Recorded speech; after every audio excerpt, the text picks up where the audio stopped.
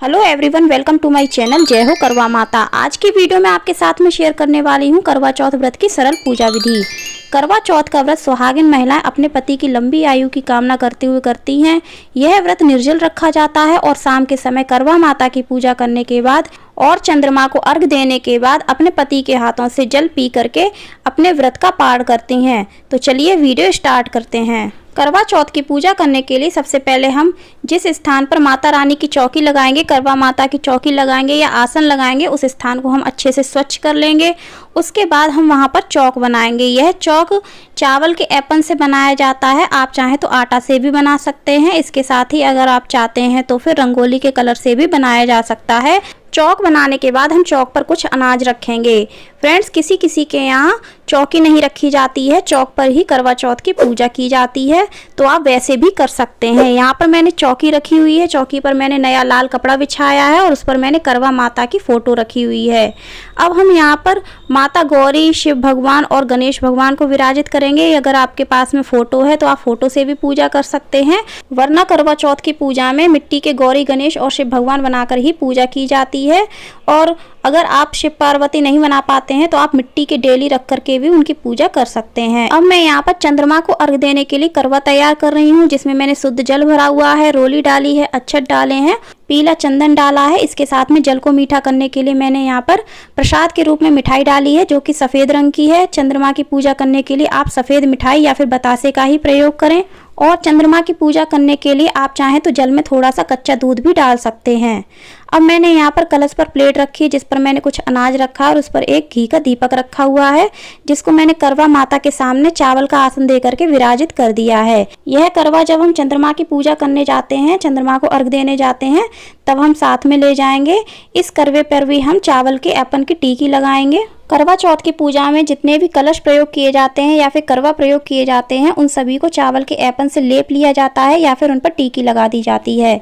अब हम पूजन प्रारंभ करेंगे। पूजन प्रारंभ करने से पहले हम दीपक प्रज्वलित करेंगे। दीपक को हमने यहाँ पर अनाज का आसन दिया है। अब हम सबसे पहले गौरी गणेश की पूजा करेंगे। गौरी गणेश की पूजा हम रोली से करेंगे, अक्षत से करेंगे।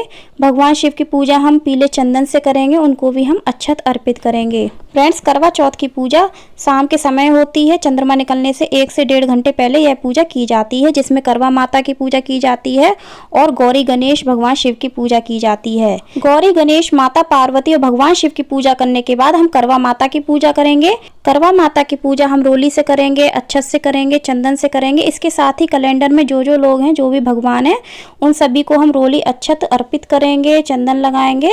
चंद्रमा और सूरज की भी हमें पूजा करनी होती है। भगवान गणेश की भी हमें कैलेंडर में पूजा करनी होती है। यदि आपके पास में करवा माता के लिए लाल चुनरी है तो आप करवा माता को लाल चुनरी भी पहना सकते हैं।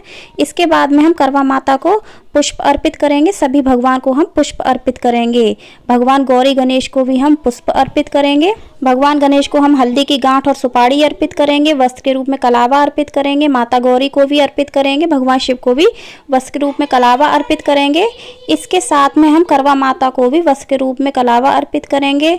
इसके बाद हमने जो चंद्रमा को अर्घ देने के लिए करवा तैयार किया है, उसकी भी हम रोली और अक्षत से पूजा कर देंगे। इसके साथ ही करवा चौथ व्रत की पूजा में करवा चौथ की कथा विशेष रूप से पढ़ी जाती है, तो हमें पुस्तक का भी पूजन करना चाहिए। उसकी भी हमें रोली और अक्षत से पूजा करनी चाहिए।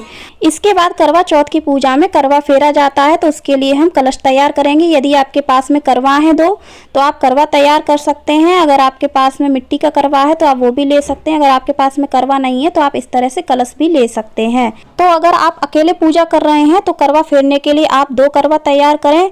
अगर आप अकेले नहीं हैं, आपके साथ में कोई और भी पूजा कर रहा है, तो करवा फेरने के लिए आप 1 करवा तैयार करें।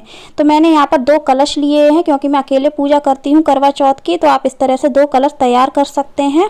जब हम करवा चौथ की पूजा अकेले करते हैं तो 1 करवा हम माता पार्वती का मानते हैं, यानी कि हम माता पार्वती से अपना करवा फेरते हैं। तो इस तरह से हम 2 कलश करवा भर के तैयार कर लेंगे, जिससे हम माता पार्वती के साथ करवा फेर सकें। और अगर जब हम किसी के साथ में पूजा करते हैं तो 1 ही करवा भर करके तैयार करते हैं, तब हमें माता पार्वती के लिए करवा भरने की जरूरत नहीं पड़ती है। तो हम जिसके साथ पूजा करते हैं उसके साथ में ही हम करवा बदल लेते हैं, यानी करवा फेर लेते हैं। तो इस तरह से हम इन करवों पर भी कलावा बांध लेंगे, यानी कि इन कलश पे भी हम कलश के कंठ पर कलावा बांध लेंगे। उसके बाद हम इसे चावल के ऐपन से इस तरह से टीक लेंगे। तो इन दोनों कलश को हमने तैयार कर लिया है। अब हम इसमें कुछ अनाज भरेंगे। आपके यहाँ जो भी भरा जाता है आप वो भरें, आपके घर की परंपरा के अनुसार, अपने परिवार की परंपरा के अनुसार ये करवे भरे जाते हैं। किसी किसी के यहाँ गुलगुले भरे जाते हैं, किसी किसी के यहाँ बतासे भरे जाते हैं और किसी किसी के यहाँ मिठाई भरी जाती। तो आप अपने परिवार की परंपरा के अनुसार ही यह करवा भर करके तैयार करें। हमारे यहाँ करवे में पोहा भरा जाता है, जिसे चूड़ा भी बोला जाता है। हमें जो भी चीज़ भरनी होती है दोनों करवों में बराबर और समान मात्रा में भरनी होती है। इसके साथ ही हमारे यहाँ करवों में पूड़ी भी भरी जाती हैं। यह पूड़ी 5 की मात्रा में या फिर 7 की मात्रा में भर सकते हैं। मैंने यहाँ 5-5 पूड़ियाँ दोनों करवों में भरी हैं। इसके बाद मेरे यहाँ करवों में पिन्नियाँ भी भरी जाती हैं, तो यह भी 5 या फिर 7 भर सकते हैं। यह पिन्नियाँ चावल से बनाई जाती हैं, तो इस तरह से करवे में पिन्नियाँ भी भर सकते हैं। किसी किसी के यहाँ केवल पिन्नियाँ भी भरी जाती हैं।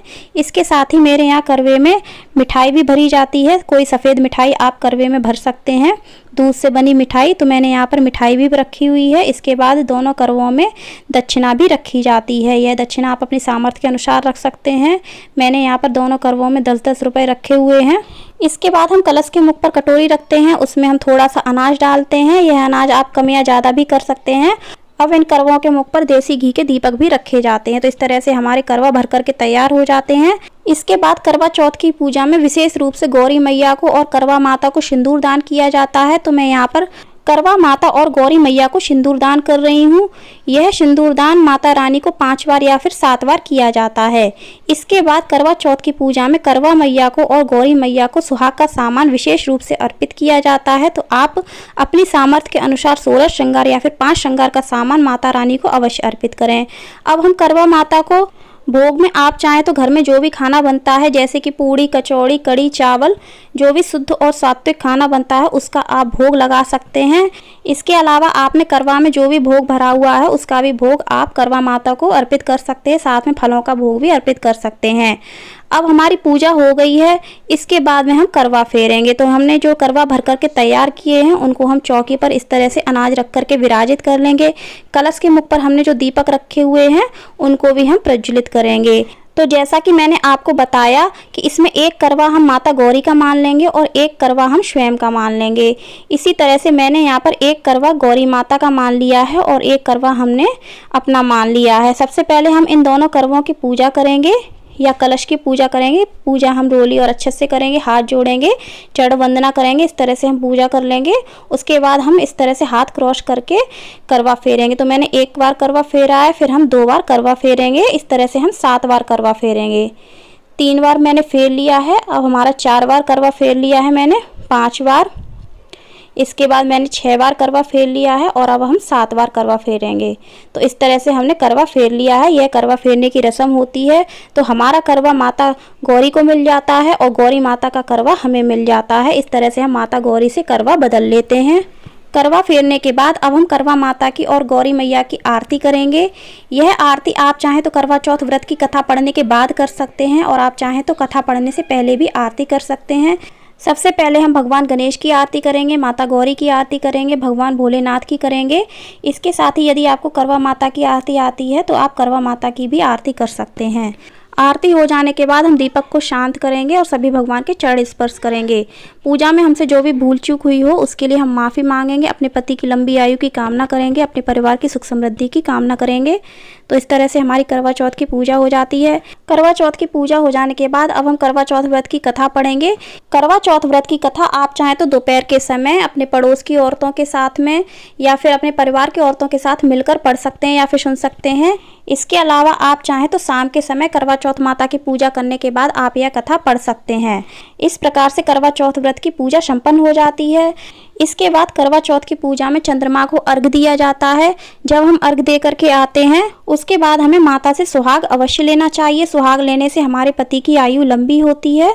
तो फ्रेंड्स, आपको हमारी ये वीडियो कैसी लगी कमेंट करके ज़रूर बताइएगा। वीडियो पसंद आई हो तो लाइक करिएगा, शेयर करिएगा और कमेंट में जय करवा माता अवश्य लिखिएगा। धन्यवाद। जय हो करवा माता।